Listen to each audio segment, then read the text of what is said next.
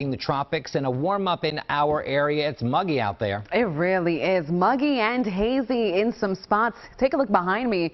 You can't really make out the sun or the sky with this live picture. This is Ocean City, but a lot of people are certainly taking advantage of this warm up and they're heading out to the beaches. I mean, I would be there too if I had the day off. It's a really warm and muggy start to the day, and it has been. That's going to be the case here for the rest of the afternoon.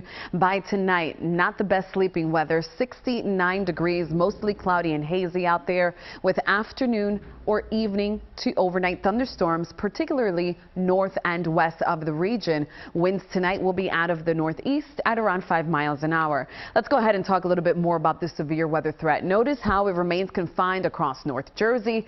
That does include parts of Allentown or the Lehigh Valley, just the outskirts of the Lehigh Valley, Northampton, back towards the Pocono Mountains. This is where we have a slight risk to see strong to severe storms, and some of those storms could migrate as far south as the I-95 corridor back towards Burlington County. But I think if we had to pick a spot who was going to see what, it'd be confined where we have this yellow on the map. So that once again includes the Lehigh Valley up towards the mountains.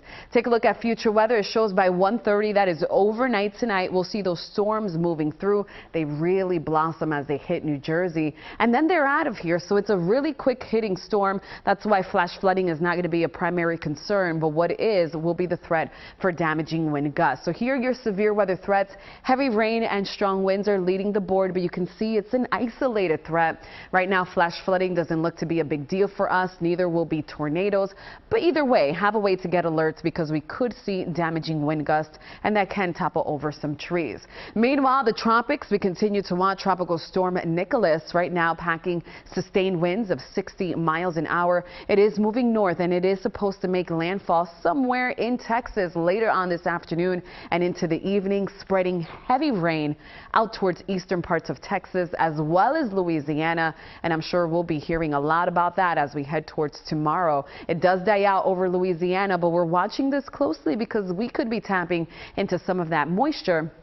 And just to put it this way, no, we're not tracking remnants of this storm, but we will be tracking some moisture, and that can cause a few problems headed our way towards the second half of the work week. We also have the Eagles game down at the Link, and this is for Sunday. I'm sure many people will be tailgating.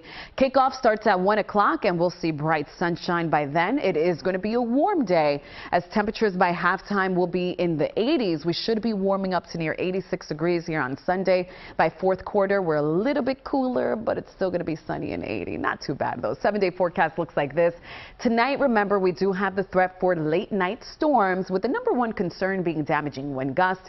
Aside from that, it is just hot and steamy and summer-like. That pattern continues through Wednesday. We stay dry through Wednesday though. Tomorrow's going to be dry. It'll just be hot and steamy. Same deal for Wednesday. By Wednesday afternoon, we could see a touch of rain north and west. We have a better shot of thunderstorms as we head towards the second half of the work week, and that's where we do introduce that tropical air mass in place for Thursday. So we could see scattered thunderstorms across the region. Some of them can be heavy, but I think the bigger takeaway for both Thursday and Friday, notice the cool down. We're back in the low 80s. All right, no, not bad at all.